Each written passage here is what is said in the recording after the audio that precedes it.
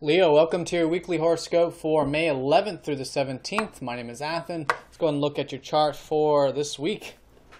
So we're right at the beginning. We've got Mars shifting into your 10th house early in the week. Very nice, actually. This is where Mars wants to be, on top at the 10th house here in a neutral sign of Taurus, but still very nice placement of Mars. This is all about the work, public related things, career, legacy, anything relating to those big picture things. And so Mars shifting into here, I think you guys will start to be very motivated by this part of your life for the next couple months with that transit. You've already been thinking about it, I think, with Mercury. Mercury is going to go retrograde next week after this week. So I think you'll be redoing some things in regards to that. So certainly a week of putting energy into that. Now we do have an opposition between Mars and Saturn, which I'll talk about a little bit later. So the key here is just taking it nice and slow. We are coming up to the new moon energy too, so the lunar energies are dying down this week. On Sunday we're going to have that new moon, and that's going to be right on the cusp between your 9th and your 10th. So right at the beginning of the week, I think you'll certainly be noticing this shift, and use that applicable energy of Mars in that constructive way, which is what we're going to be learning to do, and that patient way with that opposition up to Saturn. Now, on Monday, we do have the Sun sextiling up to Chiron, who's been in your 7th house. So you guys have hopefully been learning to go with the flow and doing the more spiritual, tranquil thing with your relationships with Neptune in that 7th house. And with Chiron there's been healing taking place through your one-on-one connections, whether it's you helping others heal or you healing yourself, probably a little bit of both in regards to those one-on-one connections. So whatever that is, I think it's a fantastic day on Monday for everything relationship related. With that sextile up to Chiron, it's an opportunity for that, not a given. But that opportunity can be quite nice, and I think you might feel very revitalized on Monday from that. Now, things are quite quiet from about Tuesday through Wednesday with no major aspects. Then on Thursday and Friday, that opposition goes exact between Mars and Saturn. So with all these, all this stuff maybe you're doing with the career and stuff, just make sure, Saturn has been transiting your 4th house of home and family, of your past, of your roots, things of this nature, your emotional body. So you're wanting to, it's important for you to get very disciplined and long-term and pragmatic and practical and build these things, these foundational areas of your life, whether it's home and family on an external level, but with yourself, with your inner temple, things like this.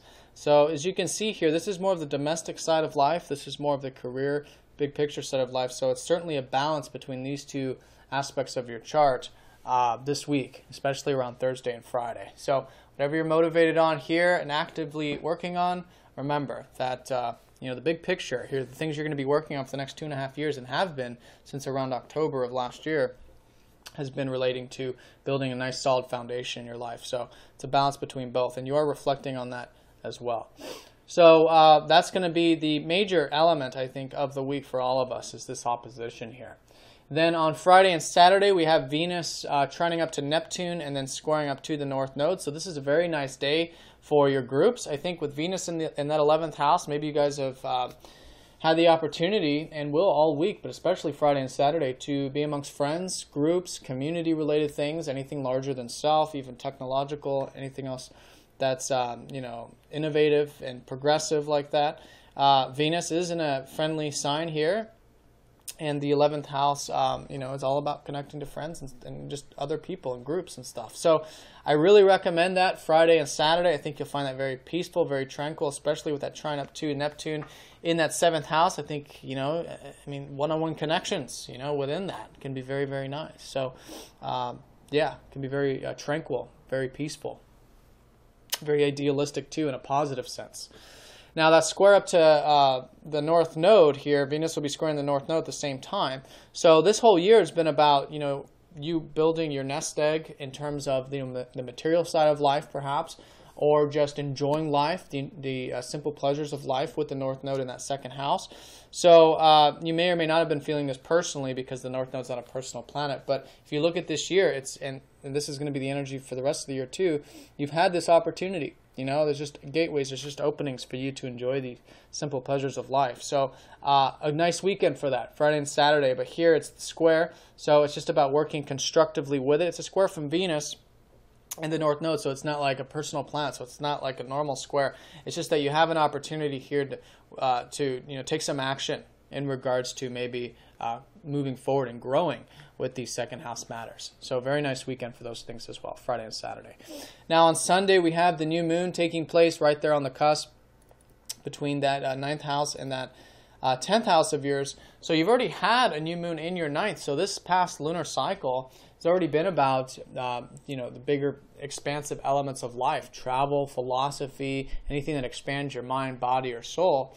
And so now you're getting another new moon in that ninth house, which is suggesting that there are some new beginnings relating to that again. But it's more to do with the public stuff, okay? It's got more to do with the work and career stuff on that level.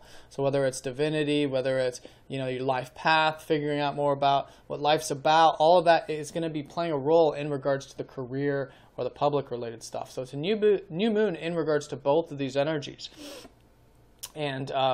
And as this lunar cycle, progresses, you'll see more clear on terms of what that is, because the new moon, we don't really know. We don't want to know. I mean, it's important that we use it as a reflective time. The new moon, things always change between the time of the new moon and the first quarter. So it's important during that time period that we are, open to change and being like the bamboo and going with the flow and things like that. So with that new moon, be, patient, especially because that new moon is going to be opposing up to Saturn. So for all of us, we're all going to be learning patience, hard work, discipline when it comes to these Saturnian things. I mean, these things relating for you in regards to your life path and your career and stuff, okay? So just take it nice and slow, reflect on it. That's what we want to do during a new moon anyways. And then next week, once the lunar cycle starts to build up and then that opposition eases off, then things will certainly be much more action-oriented and more day-to-day. But here we want to be thinking long-term. We want to be thinking very practical, big picture, and patient during this new moon energy, and really all week, especially with that opposition from Saturn and Mars. But it's about working constructively. It's not about just going to one extreme, just not even getting involved with it. It's about Saturn's teaching us patience, but hard work in those areas as well. All right, Leo, I hope you guys have a nice week. If you have any questions, please let me know. Or if you're new to this form of astrology, do check out masteringthezodiac.com. Or if you'd like a personal session, and I will see you all next time. Take care.